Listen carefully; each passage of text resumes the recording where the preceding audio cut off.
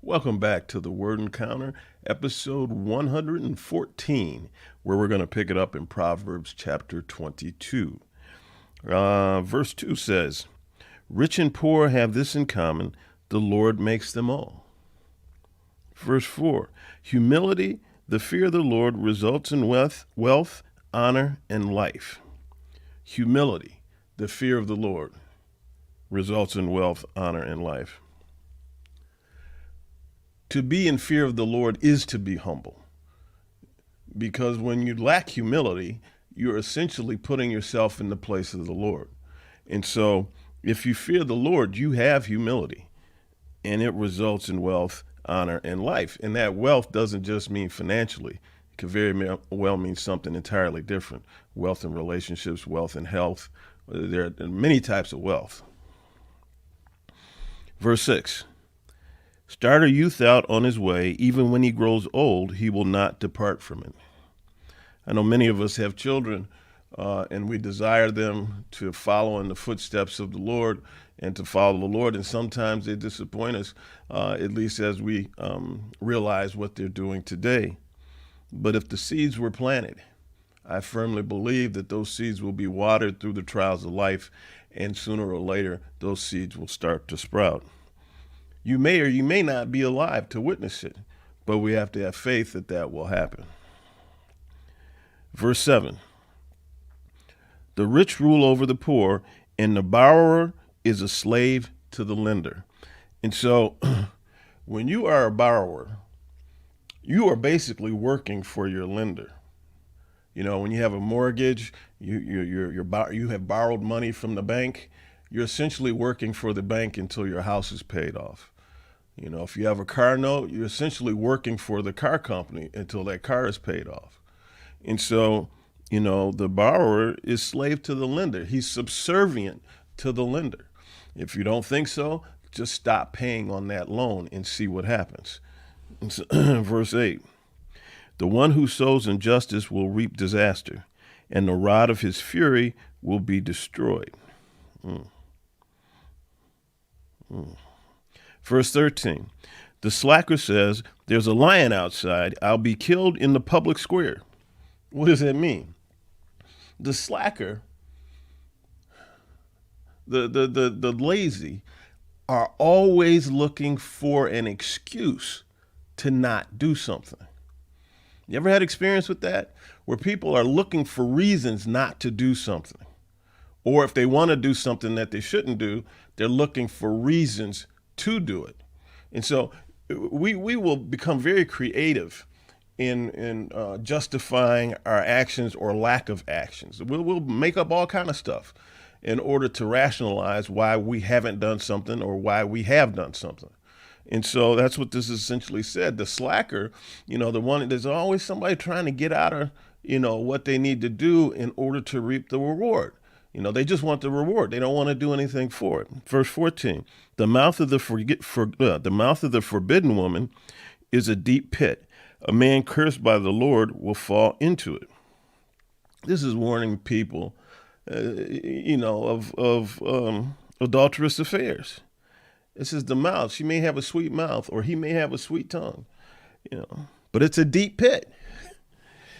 And the man cursed by God will fall into it. So if you're not careful, if you're not on guard, you will be subject to falling into that pit. And verse 29, "Do you see a person skilled in his work? He will stand in the presence of kings. He will not stand in the presence of the unknown." We are all blessed with certain talents and abilities. The question is, do we exploit them? Do we work as unto the Lord? Do we do things with excellence? The word is saying here that if we do things with excellence, if we exercise our God-given abilities and talents, then we will stand in the presence of kings, meaning we will be noticed. We will be recognized. And then we will reap the rewards of that recognition. Chapter 23, let's drop down to verse 4. "Don't wear yourself out to get rich, because you know better. Stop. As soon as your eyes fly to it, it disappears. for it makes wings for itself and flies like an eagle to the sky. And so it's saying, don't be raptured by fantasies of wealth. You know, you may see a path towards it, and you may have this thing in your mind, and you start flocking towards it. Where it says it'll fly away, you'll never realize it. And so it doesn't mean that being rich is bad. It doesn't mean that being wealthy is awful. It's just trying to put these things into their proper perspective. Verse 9, don't speak to a fool, for he will despise the insight of your words. In other words, if you speak wisdom to a fool, your words are going to fall on deaf ears. He's not going to hear it, you know, and they're just going to fall out of his ears. It's going to go in one ear, out the other, or never penetrate at all. And so Solomon is essentially saying, don't waste your time. Verse 12, apply yourself to discipline and listen to words of knowledge. Verse 13, don't withhold discipline from a youth. If you punish him with a rod, he will not die. Now, this flies in the face of present day culture, you know, because people equate things like spankings to beating, and they equate it to abuse. It was never that way when I was growing up, you know, and I don't mean to sound like the old head, like in my time, in my day, this was, no. I'm just making an observation, you know. People got spankings and whoopings all the time, and they weren't being beaten. You know, there wasn't abuse. It was because they were trying to correct the ways of the youth. And in most of those cases, those youth did not continue down that path. It saved them from something more heinous in the future. And so, you know, we're living in a time where if a child is being disciplined in public, for instance, and somebody sees it, that person may feel energized to go over there and interject, you know, or call the police or something like that. And that's essentially saving that child's life. That spanking is essentially saving that child's life, because if there are no consequences for doing wrong, then what's to dissuade the child from continuing to do wrong? Verse 14, punish him with a rod and you will rescue his life from Sheol. That's essentially what I was saying. You know, punish him with the rod and you will rescue his life. You will prevent him from going down the dark path. That is for justifiable offenses. You know, every offense is not just, if a child doesn't finish their cereal, that doesn't mean he gets a whooping. I mean, some people can take this completely out of context. Verse 17, don't let your heart envy sinners. Wow, this is a big one. Don't let your heart envy sinners. Instead, always fear the Lord. You see, a lot of times we'll see people who do wrong and we will interpret what they're doing as fun. It looks fun. It looks enticing. Man, that looks like, I wish I could do that, but I know it's not right. Oh boy, but does that look fun? And so you start, you know, envying. Jealousy starts to creep into the picture and whatnot. It says, instead, always fear the Lord. Why? Because in the long run, those that fear the Lord are going to reap the benefits, and those that disdain the Lord are going to reap the consequences. Verse 18, for then you will have a future and your hope will not be dashed. See, if you ignore the ways of the wicked, if you don't envy their ways, if you fear the Lord instead, your hope will not be dashed. Verse 16, listen, my son, and be wise. Keep your mind on the right course. Don't associate with those who drink too much wine or with those who gorge themselves on meat. For the drunkard and the glutton will become poor, and grogginess will clothe them in rags. And so this is talking about people who get out of control in the excesses of their desires. See, they drink too much. They get drunk too much. They're gluttons. They do all of this stuff. Basically, this is pointing to an out of control life. See, so if your life is out of control and you hang around those people, then your life is subject to getting out of control. So that's why it says don't associate. Don't hang around those that do that. Verse 29, who has woe? Who has sorrow? Who has conflicts? Who has complaints? Who has wounds for no reason? Who has red eyes? Those who linger over wine, those who go looking for mixed wine. See, if your drinking gets out of control, then it will start to dominate your life. Then you will have woe, you will have sorrow, you will have conflicts, you will have complaints, you will have wounds for no reason, you'll have red eyes. You'll just be out of it. Verse 31. Don't gaze at wine because it is red, because it gleams in the cup and goes down smoothly. In the end, it bites like a snake and stings like a viper. Your eyes will see strange things and you will say absurd things. Amen to that. You know, when people get inebriated and out of control, they do and say weird things. You know, they're just out of control things. They're out of control. Let's go to chapter 24. Verse 1. Don't envy the evil or desire to be with them, for their hearts plan violence and their words stir up trouble. A house is built by wisdom, and it is established by understanding. By knowledge, the rooms are filled with every precious and beautiful treasure. Verse 13. Eat honey, my son, for it is good, and the honeycomb is sweet to your palate. Realize that wisdom is the same for you. If you find it, you will have a future, and your hope will never fade. So it's like wisdom is a key. Wisdom is a key to living a successful life. Those without it fall into folly.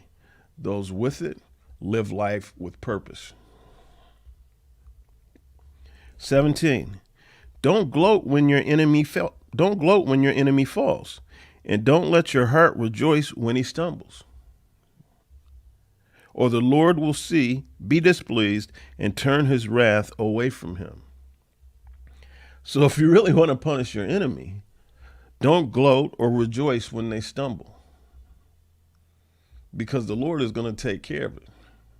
And the question is, do you have faith that the Lord will take care of it, that the Lord will deal with their enemies, with their issues as to why they're your enemy? They're your enemy for a reason. You know? And if you are displaying righteousness, then you're just to trust in the Lord that he's going to handle your enemies. That is if you're dealing in righteousness. Because unrighteous people have enemies. The enemy of an unrighteous person presumably is a righteous person.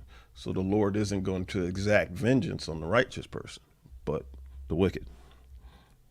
Verse 27. Complete your outdoor work and prepare your field. Afterward, build your house. Now, this is great advice for young men in particular. Build your revenue base, your career, whatever. Get yourself straight financially. Then go get you a wife and build your house. Okay. After you get everything settled. See, a lot of times people, in my opinion, do things prematurely, and they're not ready for the responsibility yet. Verse 30. I went by the field of a slacker, and by the vineyard of one lacking sense. Thistles had come up everywhere, weeds covered the ground, and the stone wall was ruined.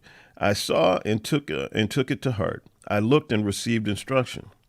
A little sleep, a little slumber, a little folding of the arms to rest, and your poverty will come like a robber, and your need like a bandit.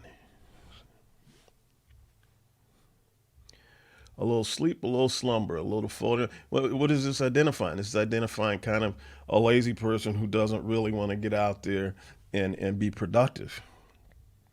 So if you do that, too long, too often, poverty is going to come on you like a bandit, like a robber. Verse 25. Chapter 25, not verse 25. Down to verse 21. If your enemy is hungry, give him food to eat. And if he is thirsty, give him water to drink, for you will heap burning coals on his head, and the Lord will reward you. What does this mean? A lot of times when we have an enemy, we want to see them get it. We want to be the one that gives it to them. You know, we want the satisfaction of that. But the word says here, or Solomon says, if your enemy is hungry, give him food to eat. And if he's thirsty, give him water to drink, for you will heap burning coals on his head. And so if somebody is truly your enemy and you are being nice to them, that drives them nuts because they want to hate you. They want to be your enemy. And it does not compute with them for somebody who's my enemy to be kind to me, and therefore not allowing me to justify my wrath against them. So how am I, so I've got this internal hatred and wrath that has no avenue, that has no path to get out of me because I can't get at this person because they're being nice to me. That drives them crazy.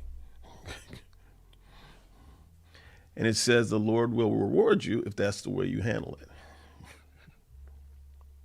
Verse 28, a person who does not control his temper is like a city whose wall is broken down.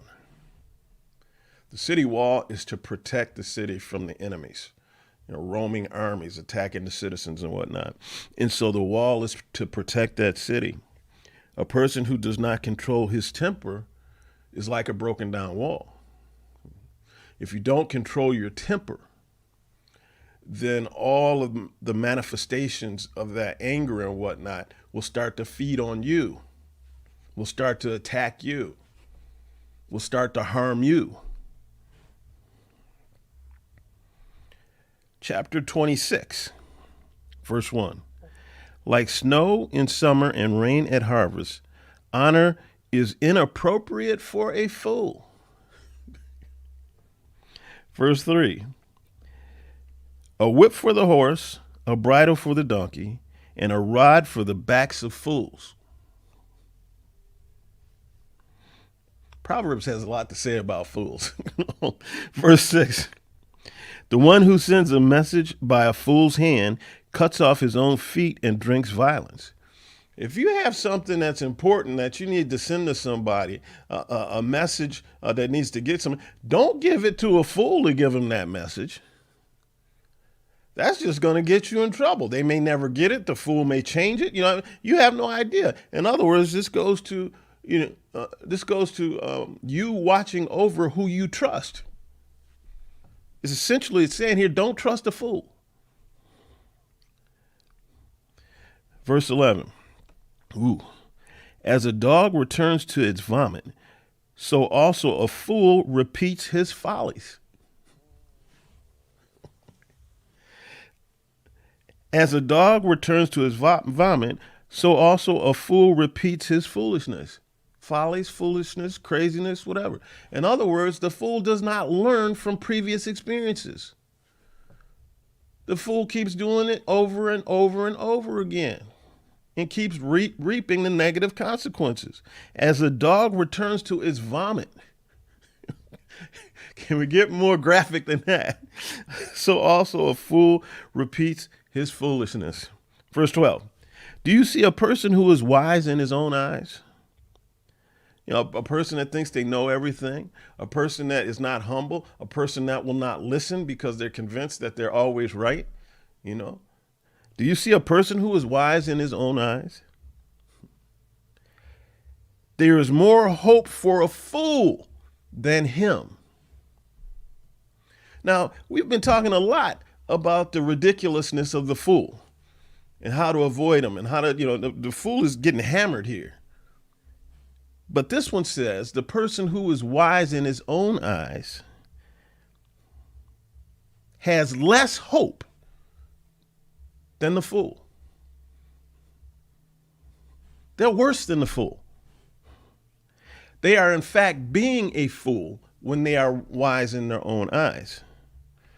Verse 13, the slacker says, there's a lion in the road, a lion in the public square. So the slacker, again, is going to bring up all kind of excuses as to why he or she can't do something. Verse 17, a person who is passing by and meddles in a quarrel that's not his is like one who grabs a dog by the ears. In some translations, it says a vicious dog. In other words, a person who is not minding their own business, who is being nosy and injecting themselves into a quarrel that's not theirs, is like one who grabs a vicious dog by the ears and is subject to getting bit and hurt. And so it's basically warning against being a busybody. Don't be getting involved in things that aren't your business. Now, we're not talking about somebody's getting assaulted in the street and you're going to rescue somebody or something like that. No, this is saying quarrels. You know, it may be, you may be witnessing a boyfriend and a girlfriend having a heated discussion.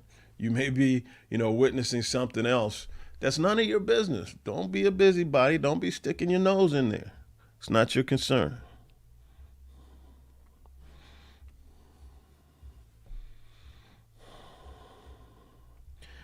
Let's see. Yeah, let's go to chapter 27, verse 2.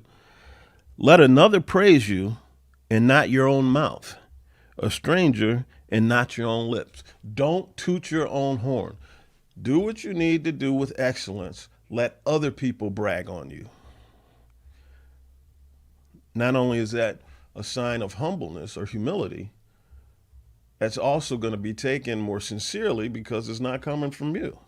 Verse 12, a sensible person sees danger and takes cover. The inexperienced keep going and are punished. The key here is identifying what is true danger. See, and not being nosy again and wandering into it. That's a sign of inexperience. But again, you have to recognize true danger. Verse 17, iron sharpens iron and one person sharpens another. So this is like two real tight friends, and they keep each other sharp. They challenge each other. They challenge each other to be better. They challenge each other when someone, one of them might be doing something wrong. The other one challenges them, and vice versa. It's a good, healthy relationship. Verse 20, Sheol and Abaddon, they're like forms of hell, are never satisfied, and people's eyes are never satisfied. In other words, this is pointing to the lust of the eyes and covetousness and people seeing things and wanting them, and they know it's wrong, but they let themselves get out of control. Verse 23, know well the condition of your flock and pay attention to your herds, for wealth is not forever, not even a crown lasts for all time. Pay attention, to what's going on with your finances. Pay attention to what's going on with your relationships. Be aware, be present, know the condition so that you don't get surprised and those things be taken from you. And with that, we are going to stop here in Proverbs chapter 27, and we are going to pick up with Proverbs chapter 28 tomorrow. We're going to end the book of Proverbs tomorrow. And so everybody have a blessed day, and you take care now. Bye-bye.